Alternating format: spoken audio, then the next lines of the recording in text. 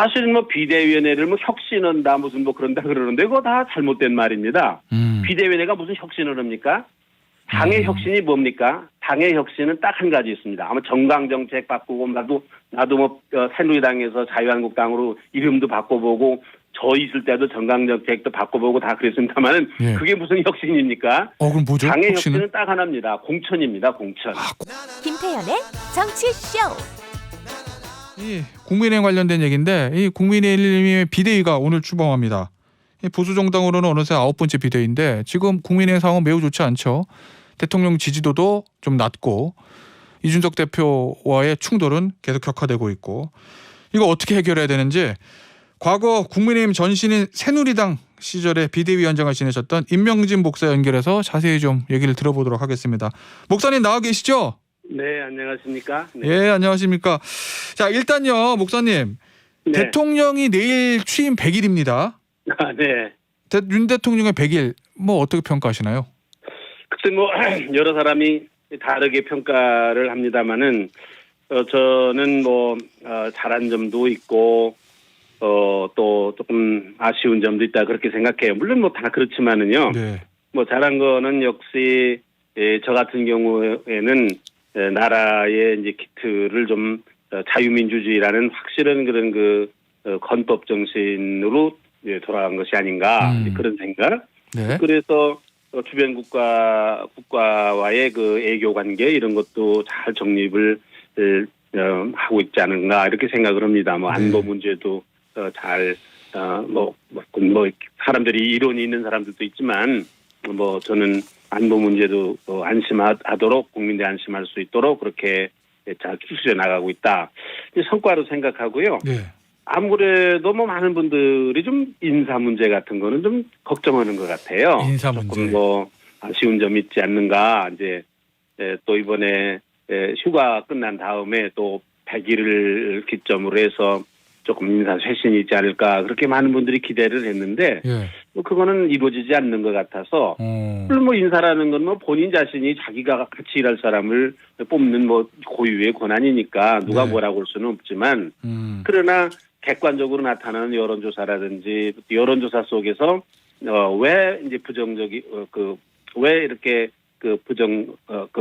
윤석열 정부에 대한 지지를 안 하느냐라는 원인 가운데 인사 문제가 한 어떤 여론조사 보니까 20%좀 되더라고요. 많이 꼽히죠. 예, 이러는 걸 보면은 또 뭐 사실 이렇게 보면은 아무래도 조금 좀 아쉬운 점이 인사 문제는 있어요. 이 문제를 사실은 이게 인사가 만사거든요. 예. 인사를 잘해야 되는 건데 그 점에서 나는 상당히 아쉬운 면이 있다 이렇게 생각합니다. 뭐 특별히 지금 취임이 100일이 됐다는데 장관 두 사람은 지금 아직도 비워놨지 않습니까? 그렇죠. 예? 이게 사실은 이게 상당히 심각한 문제거든요. 예. 지금 아무리 무슨 뭐 검증 문제가 있고 거대 야당이 있다 하더라도 네. 어떻든지 간에 지금 그 중요한 장관, 그것도 교육부 장관하고 복지부 장관, 더군다나 뭐 지금 코로나라든지 질병 문제가 굉장히 심각하고 지금 우리 국가의 가장 심각한 문제가 지금 연금 개혁 같은 거 아니겠습니까? 그렇죠. 교육 개혁 굉장히 시급한 일인데 그 주무부서 장관을 지금 석 달째 비워놨다. 이거는 다른 어떤 이유로도 설명할 수 없는 윤 대통령의 나는 인사의 문제라고 그렇게 보고 있어요. 죄송합니다. 대통령실 같은 경우에도 전면 개편, 전면 쇄신, 물갈이 뭐 이런 게 필요하다고 보시나요? 저는 무슨 전면이라기보다는 지금 대통령실을 보면은 이제 몇 부서가 그렇다고 보는 건데 뭐 특별히 정무부서 쪽이 그렇게 보는데 네. 사실은 윤석열 대통령이 정치인이 아니잖아요. 그러나 대통령은 정치하는 자리이지 않습니까? 네. 그래서 사실은 이 정무적인 이런 보좌를 해야 되는 그런 부서가 있잖아요. 예를 들면 대통령 실장이든 비서실장이든지 정무수석이든지 그런 기능이 조금 부족한 것이 아닌가. 사실은 이게 당의 내분도 뭐 그 대통령실에서 대통령이 직접 관여할 수 있는 그런 일도 아니고 그렇게 해서도 안 되는 일이긴 하지만 네. 그래도 이게 당이라는 게 같이 국정을 수행하는 중요한 파트너거든요. 그런 면에서 사실은 이 정치적으로 잘 정무적으로 협의를 하고 협력을 해 나가야 될 그런 상황이 그런 그 대상인데 아니 집권당이 지금 비상대책위원회를 구성했다. 사실 비상대책위원회라는 거는 야당이 많이 하는 거거든요. 선거를 준다든지 도저히 정상적인 방법으로 당이 운영이 안 될 때 하는 건데 여당이 집권 여당이 그것도 뭐 한 2달이나 지난 다음에 비상대책위원회를 만들었다. 이것 자체가 상당한 이게 정치적인 취약점이거든요. 윤석열 정부, 국민의힘 이 당의 집권 여당과 정부에 이런 면은 사실은 상당히 이게 안 되면은 사실은 윤석열 대통령이 국정을 수행하는데 상당한 문제가 있거든요. 알겠습니다. 어렵거든요.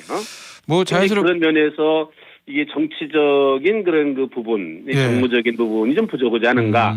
그래서 그거는 좀 보충하면 참 좋을 것 같은데 나는 뭐 대통령 실장이나 이런 분들이 나쁘다는 얘기가 아니고 알겠습니다. 그분은 그분대로 역할이 있는 거거든요.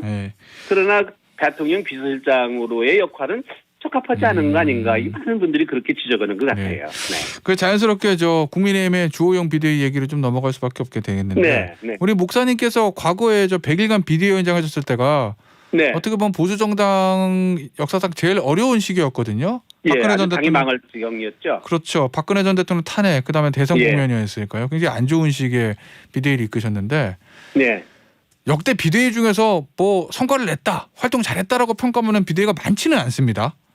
그런데 말입니다. 나는 언론에서 제가 했던 비대위도 이끌었던 비대위도 실패한 비대위에다 성공한 비대위가 많지 않다 그런 얘기를 하는데 그 비대위라는 게 뭔지 알고들 그런 말 했습니까? 비대위라는 거는 그때 당시에 주어진 과제가 있습니다. 예를 들면 저 같은 경우는요. 그 당이 분열이 됐어요. 탈당들하고 나갔어요. 그 당이 망가졌어요. 이거를 다시 추스려-가지고 정상화하는 것이 저에게 주어진 제 역할이었던 것 같아요. 그래서 저는 당을 정상화했습니다. 그리고서 전당대회를 했습니다. 대통령 후보를 뽑았습니다. 그럼 물러났습니다. 제가 뭐가 실패를 했습니까? 아니 당을 정상화해서 대통령 후보를 뽑아서 당을 대통령 선거를 치르게 그 역할이 저에게 했었던 일이거든요. 100일 동안 했으니까 실패를 했다. 무슨 저는 100일이라는 것도 넉넉했고요.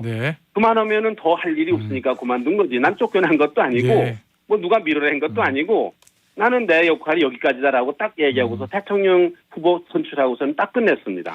당이 정상화됐으니까. 이 비대위 역할 아닙니까? 그러면 지금 국민의힘도 집권 초에 대선 지방선거 다 이기고 집권 초에 당대표하고 대통령실하고 충돌이 있고 그래도 이제 예상외로 비대위가 뜬 거 아니겠습니까? 그렇죠. 지금 이 주호영 비대위가 제일 먼저 해야 될 과제는 뭘까요? 주호영 비대위는 주호영 비대위는 간단합니다. 당을 정상화하는 겁니다. 지금 당대표가 고리된 상황이잖아요. 사고잖아요, 지금. 그래가지고 지금 비대위원회를 만든 거 아니겠습니까? 그렇죠. 사실은 비대위원회를 혁신한다 그런다 그러는데 그거 다 잘못된 말입니다. 비대위원회가 무슨 혁신을 합니까? 당의 혁신이 뭡니까? 당의 혁신은 딱 한 가지 있습니다. 아마 정강정책 바꾸고 나도 새누리당에서 자유한국당으로 이름도 바꿔보고 저 있을 때도 정강정책도 바꿔보고 다 그랬습니다만은 그게 무슨 혁신입니까? 그럼 뭐죠? 당의 혁신은 딱 하나입니다. 공천입니다. 공천. 공천. 사람. 인적 혁신만 혁신입니다. 사람 물갈이. 그렇습니다. 그때밖에 할 수가 없는 거예요. 인위적으로 그게 불가능하거든요. 물론 잘못한 사람 몇 사람에 대해서 징계를 하는 거 그거는 할 수 있는 일이죠. 저 같은 경우도 최경환, 서청원, 윤상현 제가 징계했습니다. 3년씩 당원권 정지시키는 징계를 했습니다만 그거는 아주 불가피한 조그만 일이고요. 사실은 제대로 이게 비대위원회는 지금 현재 주호영 비대위원회는 빨리 전당대회를 해가지고 당을 정상화하는 당원들이 선출한 대표를 뽑아서 당을 정상화하는 거 이게 주호영 비대위원회의 역할입니다. 그럼 조기 전당대회를 해야 된다는 말씀이시군요. 할 수 있으면 저는 빨리 해야 된다고 생각합니다. 주호영 지금 비대위원회가 욕심부리면 안 됩니다. 무슨 혁신을 한다든지 뭘 한다든지 그런 얘기면 안 되고요. 주호영 비대위원회는요. 욕심 부리지 말고 빨리 또 자기적인 정치적인 욕심 가지지 말고 공정하게 가능하면 빨리 당을 정상화해서 전당대회를 해가지고 당대표를 뽑아서 지도부를 구성하는 이 역할을 하는 것이 주호영 비대위원회의 역할이고 이거 잘하면 성공하는 겁니다. 알겠습니다. 이제 좀 비대위에 대해서 더 들을 말씀이 많은데 저희가 시간 관계상 오늘 목사님과의 시간은 여기서 네, 마무리해야 될 것 같고요. 다음에 저희가 스튜디오로 한번 모시겠습니다. 그렇게 하시죠. 네, 목사님 감사합니다. 네, 감사합니다. 네.